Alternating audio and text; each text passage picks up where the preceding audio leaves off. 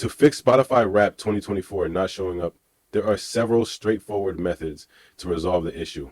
First, try restarting your phone. A simple restart can often resolve display glitches and might make Spotify Wrapped appear. This method has proven effective in past years for many users. If that doesn't work, the next step is to check if your Spotify app is upset.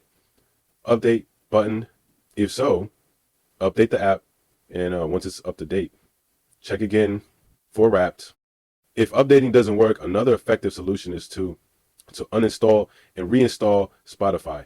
For iPhone users, instead of fully deleting the app, you can offload it by navigating to settings greater than general, greater than iPhone storage. Select the Spotify and choosing offload app. This removes updata while retaining user information. Reinstall Spotify afterward and it should work. For Android users, clearing the app cache can help. Go to settings, find Spotify, and use the clear cache option. After performing these steps, reopen the app to see if Spotify Wrapped 2024 now appears.